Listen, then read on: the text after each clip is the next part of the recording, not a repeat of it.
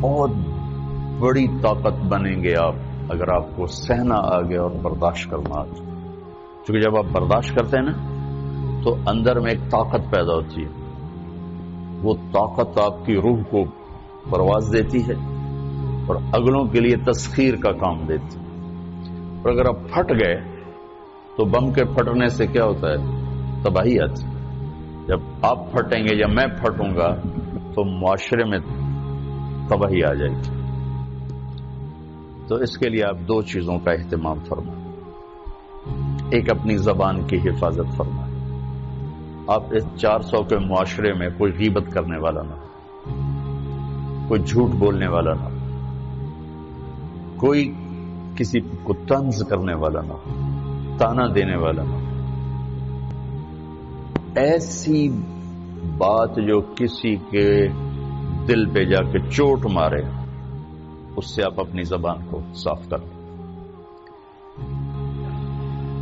کبھی اس پہ قابو پا سکیں گے، کبھی نہیں، کبھی رہ جائے گا، کبھی ہو جائے گا. تو جب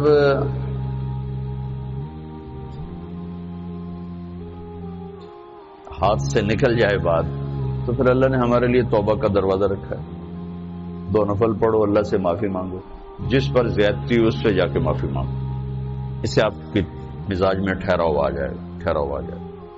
تو میں آپ سب سے یہ گزارش کرتا ہوں کہ اس معاشرے میں آپ اپنی زبان پہ قابو پانا سیکھیں. برائے میرا بہت فائدہ ہوگا.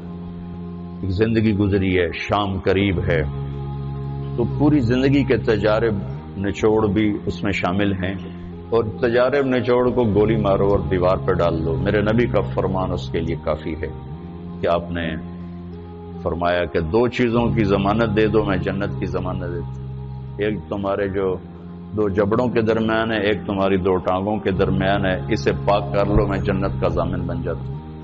اور معاذ بن جبل سے فرمایا کہ تمہیں پورے دین کا نچوڑ بتاؤں. جی کیا؟ تو آپ نے اس حدیث کو میں نے پتہ نہیں ہزاروں لاکھوں دفعہ بیان کر دیا ہے اور ہر دفعہ بیان کیا ہے کہ اچھا یہ ایسے کر کے کیوں فرمایا؟ یہ پہلے کیا پھر کہا کف ھذا. اور کہا کس کو ہے؟ جن کے بارے میں آتا ہے کہ اس امت کے علماء کا جھنڈا قیامت کے دن معاذ بن جبل کے ہاتھ میں ہوگا. اتنے بڑے ہوگا. 18 ہجری میں انتقال ہوا. 1434 ہجری میں اردن گیا تو ان کی قبر سے خوشبو آ رہی تھی. 1400 سال گزر گیا، ان کی قبر سے خوشبو کا آنا بند نہیں ہوا. اتنے بڑے آدمی کو کیسے سمجھایا؟ بچے کی طرح. معاذ اس زبان کے قابو. تو آپ سب کو، اپنے آپ کو بھی کہتے ہیں، وہ عرب خطیب کہتے ہیں اوصیکم نفسی اولا وایاکم کر کے عام طور پہ خطبہ شروع کرتے ہیں.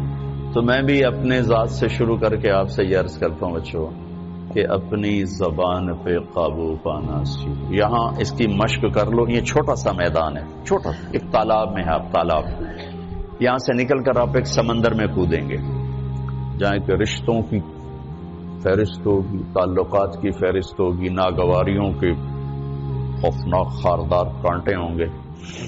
کہیں کہیں پھول ملیں گے ورنہ کانٹوں سے بھرا جہان ہے. اگر آپ نے یہاں پریکٹس کر لی تو پھر آپ اس میدان میں جا کر انتہائی خوبصورت معاشرے کا فرد بن جائیں.